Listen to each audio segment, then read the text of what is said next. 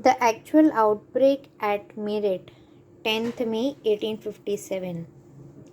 देखिए, अब मेरठ के अंदर क्या होता है कि जो सबसे पहले जो इंडियन सिपाहीज़ हैं मेरठ में, वो उन्होंने जो है रिबेलियन जो है स्टार्ट कर दिया है। उसके बाद में वो ब्रिटिश ऑफिसर्स को अटैक करते हैं, ठीक है, क्योंकि अब उनमें जो है बहुत ज़्यादा उन्होंने सहन कर लिया था, जैसा कि आप प्रीवियस वीडियोस में देख चुके हैं। तो वो जो सोल्जर्स हैं वो बहुत ज़्यादा फ्रस्ट्रेटेड हो चुके थे, बहुत ज़्यादा ह्यूमिलेटेड हो चुके थे। तो मेरठ के अंदर उन्होंने रिबेलियन को स्टार्ट किया। उन्होंने ब्रिटिश ऑफिसर्स को अटैक करना शुरू कर दिया और धीरे धीरे ब्रिटिश जो या जो यूरोपियन सोल्जर्स हैं, जो ऑफिशियल्स हैं, उन्हें भी मारना शुरू कर दिया था। उन्होंने जो जेल है उनको तोड़ दिया। जितने भी उनके जो सिपाही हैं जिनको ब्रिटिशर्स ने जेल में बंद कर दिया था, क्योंकि वो जो है ग्रीस्ड कार्टेजेस को यूज़ करने से मना कर रहे थे, तो उन सभी सोल्जर्स को जो इनको जेल में बंद किया गया था उन्हें फ्री कर दिया। जेल तोड़ दी गई, ब्रिटिश बिल्डिंग्स को जला दिया गया, उनके ऑफिसेस को जला दिया गया। तो और इसके साथ साथ उन्होंने क्या किया, उन्होंने देखा कि ये जो अब रिवोल्ट, ये जो अब रिबेलियन मूवमेंट जो स्टार्ट हुआ है, इसे सिर्फ मेरठ तक ही नहीं सीमित रखा जाए। तो उन्होंने क्या सोचा कि इसे हम दिल्ली तक भी आगे तक ले जाते हैं, दिल्ली तक पहुंचाते हैं हम इस रिबेल को, क्योंकि दिल्ली भी एक ब्रिटिश ने जिस टाइम कैप्चर किया था वो एक पॉलिटिकल पावरफुल पार्ट था ब्रिटिशर्स का। तो वहाँ पर पहुँचना भी एक बहुत इम्पोर्टेंट पार्ट था इन रिबेलियंस का। तो रिबेलियंस जो हैं वो दिल्ली की तरफ मार्च करते हैं। 10 से 11 मई डेट है, 1857 का ही टाइम पीरियड चल रहा है। तो अब दिल्ली को क्यों चूज़ किया गया था कि देखिए, दिल्ली जो है वो एक ओल्ड मुग़ल कैपिटल थी। ब्रिटिशर्स से पहले हम पर मुग़ल्स ही रूल कर रहे थे। तो वो ओल्ड मुग़ल कैपिटल होने के साथ साथ एक इम्पॉर्टेंट जो है प्लेस प्लेस ऑफ पावर भी प्रेजेंट करती थी, इसलिए दिल्ली की तरफ उन्होंने मार्च किया था। दूसरा, जो मुग़ल एम्परर है बहादुर शाह ज़फ़र, वो वहाँ पर रह रहा था।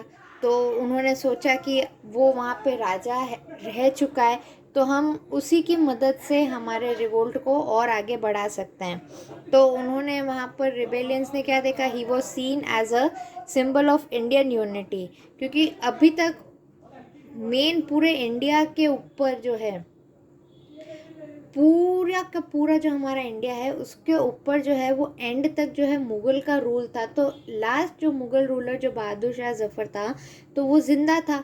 तो पब्लिक ने सोचा कि अभी कोई दूसरा राजा तो है नहीं हमारे पास, तो हम इन्हें ही दोबारा राजा बना देंगे, क्योंकि ये हमारा जो किंग हो जाएगा, वो जो पूरे इंडियन कंट्री का, पूरे इंडियंस का वो एक रूलर हो जाएगा।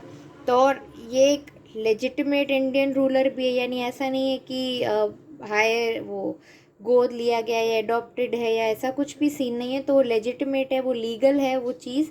तो उन्होंने उस चीज़ को एक्सेप्ट कर लिया था।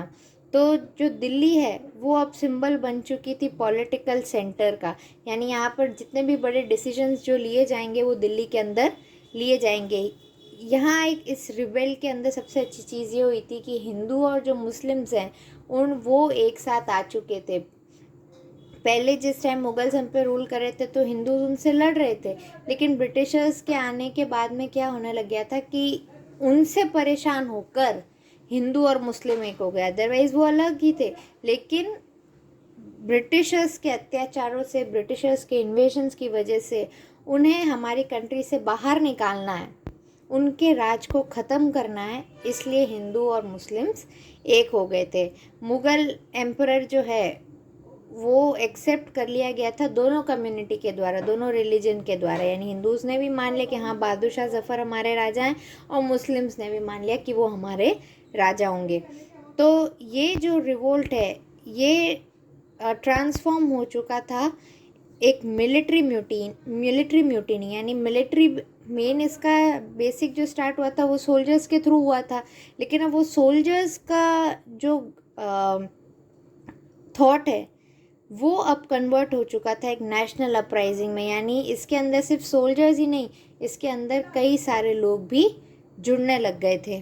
तो जो रिवोल्ट है वो धीरे धीरे जो है मेरठ से दिल्ली की तरफ और दिल्ली से तेज़ी से ये कानपुर, लखनऊ, झांसी, बिहार, बरेली के अंदर भी स्प्रेड होने लग गया था।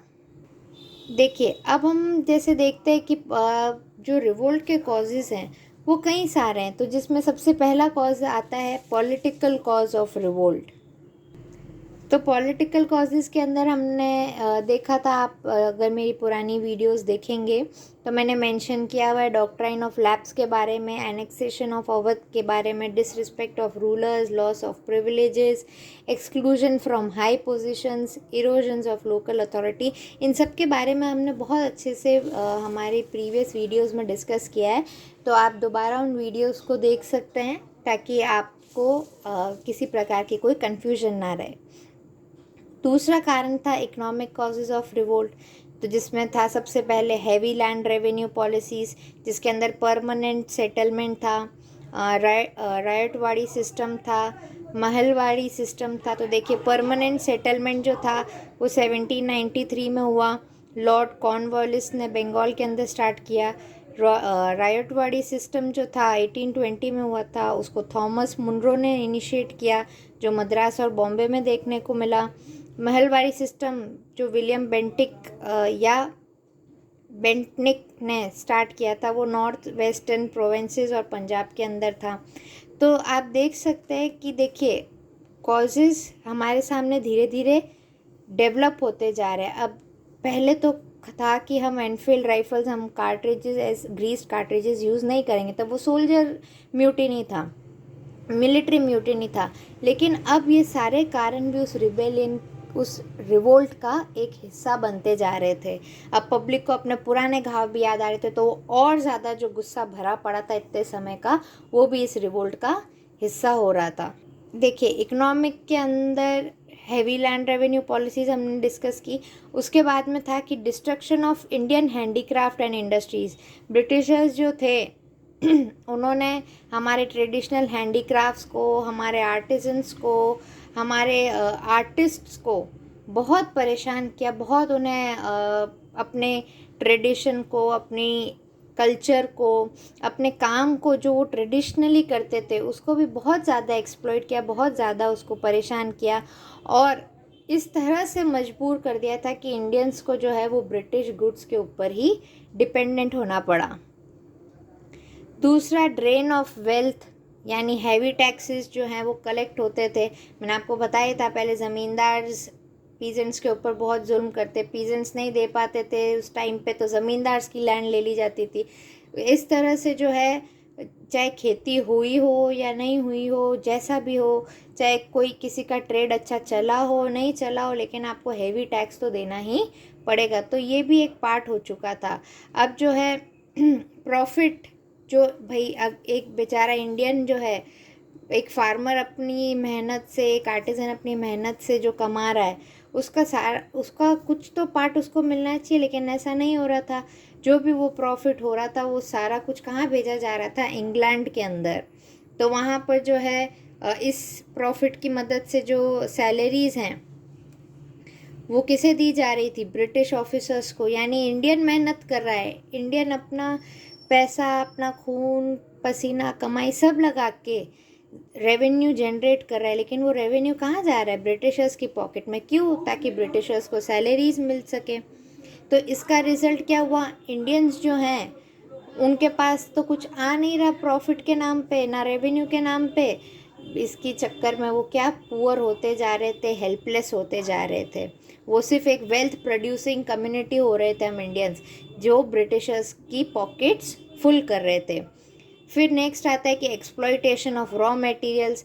हमारे यहाँ पर जैसे हम पहले कैश क्रॉप्स वाला नहीं था, हम लोग फूड क्रॉप ज़्यादा ऐसे यूज़ करते थे, यहाँ जैसे कोई फ्रूट वेजिटेबल्स का यूज़ कर लिया।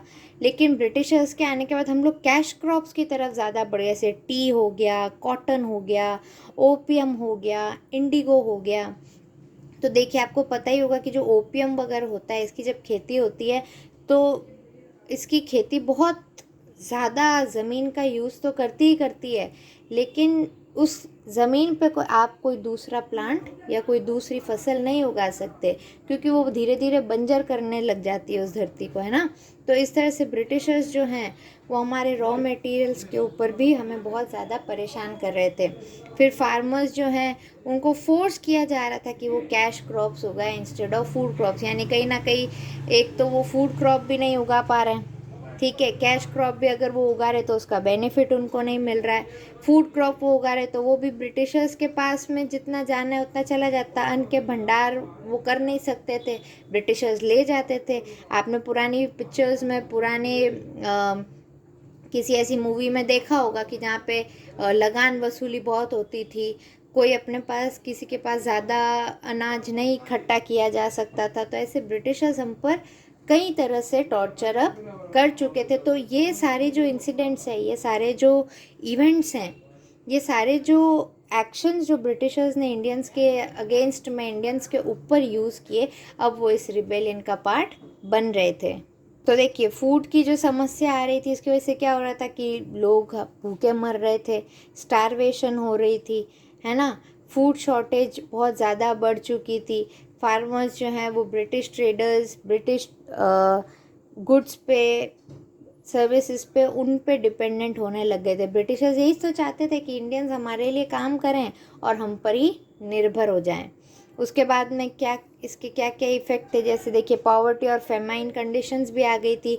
एक तो हाई टैक्सेस दो, ऊपर से डिस्ट्रक्शन ऑफ इंडस्ट्रीज़ भी हो रहा है, खाने को कुछ नहीं मिल रहा है, पैसा हमारे हाथ में नहीं है। तो इसकी वजह से जो है वो वाइड स्प्रेड पॉवर्टी हो रही थी, यानी अमीर से अमीर एक टाइम का ज़मींदार भी अब गरीब से गरीब होता जा रहा था। उसके बाद में आता है कि loss of jagirs, pensions and traditional income. Many rulers जो हैं, जैसा मैंने अभी कहा ना कि बड़े से बड़े राजा, बड़े से बड़े ज़मींदार, तालुकदार, नोबल्स, उन्होंने अपनी ज़मीनें, उनके जो पुरखों की कमाई हुई ज़मीनें हैं, दौलत है, सब कुछ ब्रिटिशर्स को देना पड़ गया, इधर बाय हुक और बाय क्रूक। ब्रिटिश ने कई सारे ट्रेडिशनल ग्रांट्स को भी बंद कर दिया था। उन्होंने अपनी रेवेन्यू सिस्टम निकाला था जिस पे हर इंडियन को मानना वो बात ज़रूरी था। तो जो ट्रेडिशनल सिस्टम चल रहा था, पहले राजा को जो है वो प्रजा से मिलता था, फोर्सफुली नहीं मिलता था, अपनी अकॉर्डिंग, जो जिसकी जितनी वेल्थ है, जिसकी जितनी क्षमता है, उसके अकॉर्डिंग दिया जाता था। और कई सारे ऐसी प्रैक्टिसेस थी, बार्टर सिस्टम भी था। लेकिन ब्रिटिशर्स के आने के बाद कई सारी ट्रेडिशनल प्रैक्टिसेस, कई सारे ट्रेडिशनल रेवेन्यू जो सिस्टम्स चल रहे थे वो भी हट गए थे। तीसरा सबसे इम्पॉर्टेंट कौन, देखिए हमने पॉलिटिकल कॉज देख लिया, हमने इकोनॉमिक कॉज देख लिया, अब हम बात करेंगे सोशल कॉज ऑफ रिवोल्ट की। तो सोशल कॉज ऑफ रिवोल्ट में क्या था कि फियर ऑफ रिलीजियस इंटरफेरेंस।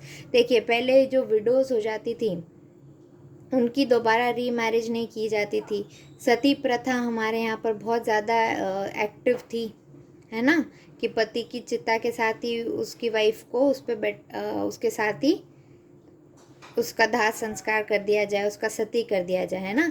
तो ब्रिटिशर्स ने हमारे इस कल्चर को भी बहुत ज़्यादा डिस्टर्ब कर दिया था, तो उन्होंने एबॉलिशन कर दिया था सती का।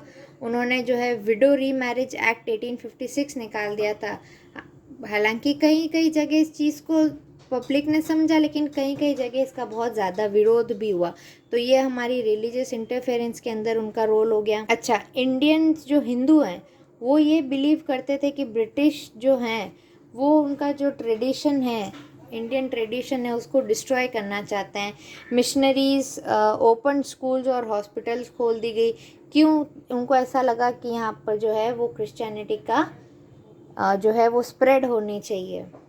हिंदू मुस्लिम्स तो चल ही रहा है, उनको तो हम उनके अंदर पॉलिसीज़ ला ला के, उनके ट्रेडिशनल प्रैक्टिसेस को चेंज कर कर के हम अपनी क्रिश्चियनिटी को यहाँ पर स्टैब्लिश करेंगे। फिर वेस्टर्न एजुकेशन और कल्चरल चेंजेस हुए, इंग्लिश एजुकेशन और वेस्टर्न आइडियाज़ को इंट्रोड्यूस किया गया। ट्रेडिशनल संस्कृत और पर्शियन एजुकेशन धीरे धीरे क्या होने लगे, डिक्लाइन होने लगी। एजुकेशन इंडियंस को मिल रही थी, उस लेवल पर नहीं थी कि वो बहुत ज़्यादा कुछ कर ले। सिर्फ ब्रिटिशर्स को अपने लिए मज़दूर चाहिए थे, पढ़े लिखे अब मज़दूर चाहिए थे उनको। तो उन्होंने इस चीज़ को बढ़ावा दिया। उन्होंने ट्रेडिशनल एजुकेशन सिस्टम्स वगैरह को हटा के कई सारी अलग स्कूल्स हॉस्पिटल्स खोल दी थी। हमारे यहाँ पे गुरुकुल्स होते थे, लेकिन वो गुरुकुल्स रिप्लेस हो गए थे अब स्कूल सिस्टम से। ठीक है, social discrimination and racial attitude था। ठीक है, इंडियंस जो हैं उनको इन्फीरियर फील कराया गया। आपने एक पुरानी मूवीज़ में या अपने ऐसे पेरेंट्स से या अपने दादी नानी से सुना होगा कि उनके टाइम पे जब अगर उन्होंने ब्रिटिश टाइम को देखा होगा तो आप उनसे जब पूछेंगे या किसी ऐसे हिस्टोरियन अच्छे हिस्टोरियन से जब आप मिलेंगे, किसी अच्छे टीचर से जब आप मिलेंगे, तो वो आपको यही कहेंगे कि बड़े बड़े होटल्स में, बड़े बड़े पब्स में, क्लब्स में, स्कूल्स में, ठीक है, बहुत सारी ऐसी अच्छी जगहों पे जो ब्रिटिशर्स ने अपने एंजॉयमेंट के लिए सेटअप की थी, उनके बाहर ऐसे बोर्ड पर लिखा होता था, dogs and Indians are not allowed. है ना, आपने किसी मूवी में भी ऐसा देखा होगा, कहीं ऐसे सीन बताया गया होगा। तो यानी ब्रिटिशर्स जो हैं वो बहुत ज़्यादा इंडियंस को इन्फीरियर फील कराते थे, उन्हें बहुत ज़्यादा नीचा दिखाते थे। देखिए, उन्होंने हमारी मदद से ही हम पर राज किया है, किसी दूसरे की मदद की ज़रूरत नहीं पड़ी थी उन्होंने।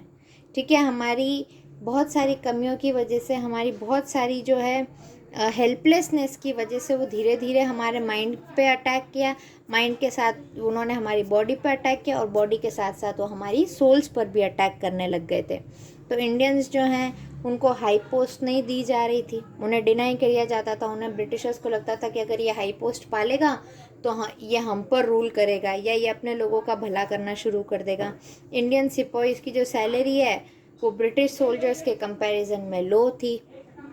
क्लब्स, होटल्स, रेलवे कंपार्टमेंट ये यूरोपियंस के लिए रिजर्व्ड होते थे। मैंने कहा ना आपसे कि बाहर ऐसे बोर्ड लगाया जाता था, dogs and Indians are not allowed, है ना। तो हम उनके क्लब्स में नहीं जा सकते थे, हम उनके होटल्स में नहीं जा सकते थे, यहाँ तक कि रेलवे में भी बहुत बहुत मुश्किल होती थी इंडियंस को परमिशन मिल जाए।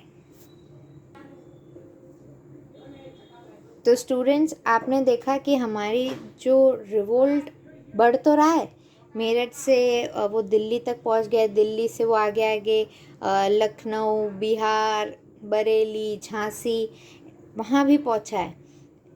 तो धीरे धीरे इसके अंदर इन्वॉल्व होने वाले हर कारण को हमने पहले भी स्टडी किया है, और इसके अंदर आज जो हमने डिस्कस किया है वो इसके कई सारे नए पॉइंट्स को ध्यान में रखकर हमने आज का ये डिस्कशन किया है।